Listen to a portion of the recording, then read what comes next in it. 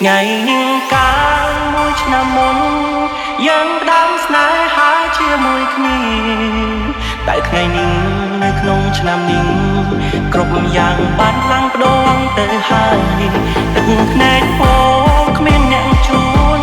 ហូររហូតគ្មានថ្ងៃណាធូរស្បើយឬដល់ពេលដែលកំណត់ឲ្យខ្ញុំរស់នៅអ្នកឯងដូចដែរ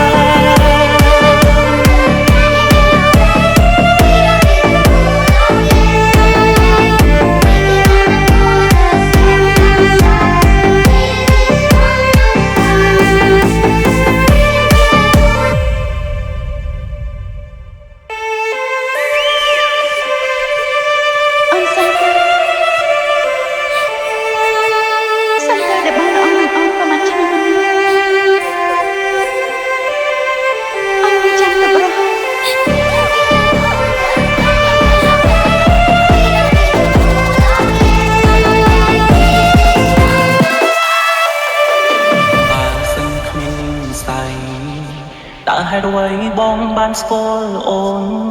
ក្នុងលោកមនុស្សរាប់លានម្ដេចបងស្រឡាញ់អូនពេលនេះអូនបាត់ទៅណាទុំឲ្យបងនៅតែមានស្នួនពលលួនទេជួយប្រាប់ផងកុំឲ្យបងចាំថ្ងៃទៅកុំតន់នឹកព្រោះខ្ញុំមិនតន់ផ្លេចគេទេមិនធ្លាប់รู้គ្មានគេខ្លាចអារម្មណ៍ឯកាផ្ញើចិត្តនឹករំចាំស្ងួនព្រមតែអូនធ្លាប់ផ្ដល់ពាក្យសន្យាទោះយ៉ាងណាអូនសូស្លាប់ក្បែរទ្រូងបងថ្ងៃ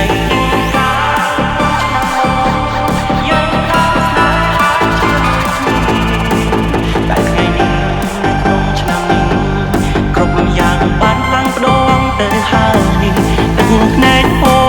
គ្មានអ្នកជួនហូររហូតគ្មានថ្ងៃណាធូរស្បើយឬដល់ពេលដែលកំណត់ឲ្យខ្ញុំរស់នៅអ្នកឯងដូចដែរសំខាន់ដែលបងល្អប្រហែលឆ្នាំ